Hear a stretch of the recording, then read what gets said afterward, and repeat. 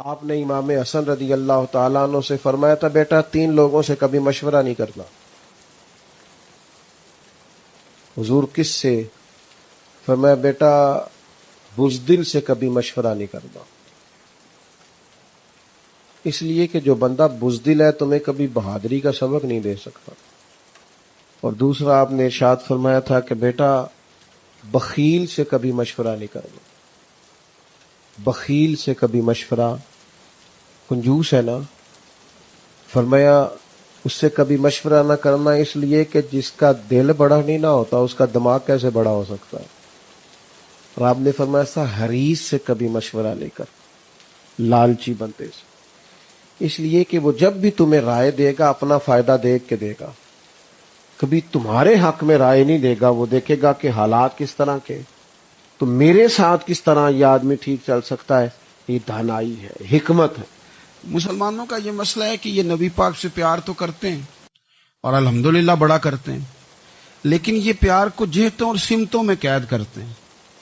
یعنی مسجد میں آ کے درود شریف پڑھتے وقت اگر حضور کے غلام ہوتے ہیں تو فیصلہ کرتے وقت اور اپنے حق میں فیصلہ سنتے وقت اس وقت بھی ہمیں نبی پاک کا ہی غلام ہونا چاہیے.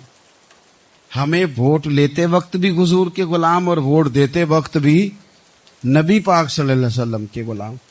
جب تک نظام نافذ نہیں ہوتا، نظام،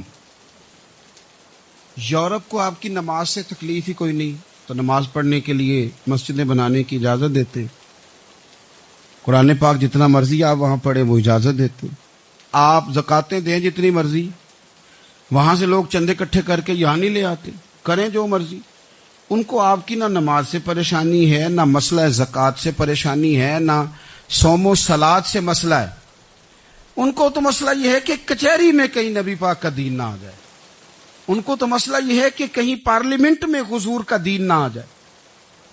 2 قومی نظریے کیا ہیں اور نظریہ پاکستان کیا ہے جس کی بنیاد پر پاکستان بنا؟ بڑے ٹھنڈے دل سے میری بات کو سمجھیے گا.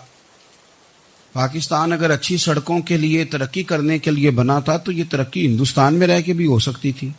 انڈیا والے کہتے ہیں کہ ہم نے ترقی نہیں کرنی، کچی سڑکوں پہ چلنا ہے، ہم نے ٹیکنالوجی نہیں بنی. یہ کام وہاں بھی ہو سکتا تھا.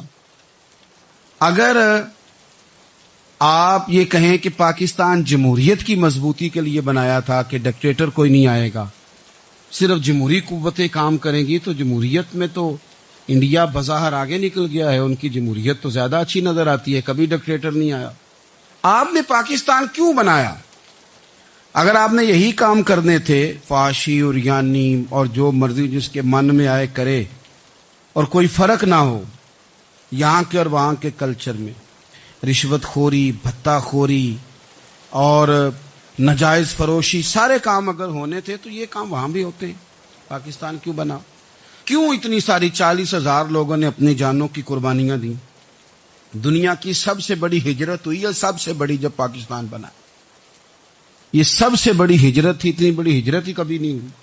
کیوں اتنا کچھ ہوا؟ وہ اس لیے ہوا کہ ہمیں بتایا گیا تھا کہ وہاں نہ سوشلزم، نہ وہاں خالی جمہوریت کا راگ الاپا جائے گا، بلکہ ایک بلند نعرہ لگایا گیا تھا. نعرہ کیا تھا؟ پاکستان کا مطلب کیا؟ پاکستان کا مطلب کیا؟ لا الہ الا اللہ محمد رسول اللہ صلی اللہ علیہ. یہ عنوان بنایا گیا. غریب آدمی کو بتایا گیا کہ جب پاکستان بنے گا تو وہاں حضور کا نظام نافذ ہوگا، جاگیردار کی اور غریب کی تفریق ختم ہوگی. جس طرح امیر کے بچے کو کالج میں داخلہ ملے گا، غریب کے بچے کو بھی ملے گا. وہاں بتایا گیا کہ لوگ وہاں ہر لحاظ سے اپنے آپ کو برابر سمجھیں گے. وہاں وہی بات ہوگی جو جناب صدیق اکبر کرتے تھے، وہاں وہی جملے دہرائے جائیں گے جو حضرت عمر فرماتے تھے. وہاں اسی طرح غریب پر سخاوت کی جائے گی، اسے دیا جائے گا جس طرح حضرت عثمان غنی کرتے تھے. وہاں اسی طرح فقر کا دور دورہ ہوگا، سادگی کا حسن ہوگا، اپنائیت کا نور ہوگا جو مولا علی شیر خدا نے عطا فرمایا تھا. اس سوچ کی بنیاد پر پاکستان بنایا گیا، اس سوچ کی بنیاد پر، اور اسی سوچ کو آگے لے کر کے جایا گیا. کوئی سیاسی پارٹی اب یہ بات نہیں کرتی. 2 قومی نظریے کا معنی یہ تھا کہ ہندو الگ قوم ہے، مسلمان ایک. الگ قوم ہے، ان کا رہنا سہنا، اٹھنا بیٹھنا، کھانا پینا الگ ہے. ہمارا اٹھنا بیٹھنا، کھانا پینا، سارے معاملات الگ ہیں. تہذیب و تمدن الگ ہے. لہذا ہمیں الگ سے خطہ چاہیے جہاں ہم اسلامی نظریات کے مطابق آزاد ہو کے اپنا وقت گزار سکیں. اس دو قومی نظریے کی بنیاد پر پہلے تو علامہ اقبال اس کے قائل نہیں تھے. علامہ اقبال کا پہلے خیال یہ تھا کہ سارے جہاں سے اچھا ہندوستان ہمارا، یہ اقبال نے لکھا تھا. پھر اقبال کہتے ہیں میری سوچ بدلی، اور پھر میں نے کہا کہ نہیں، خطوں کے زور پہ نہیں، آپ رنگ نسل کے زور پہ نہیں، بلکہ کہنے لگے کہ اپنی ملت پر قیاس اقوام مغرب سے نہ کر، خاص ہے ترکیب میں قوم رسول ہاشمی. آپ جو تقسیم کریں گے، یہ جو تقسیم ہوئی ہے نا عرب کی، یہ مذہب کی بنیاد پہ نہیں ہوئی.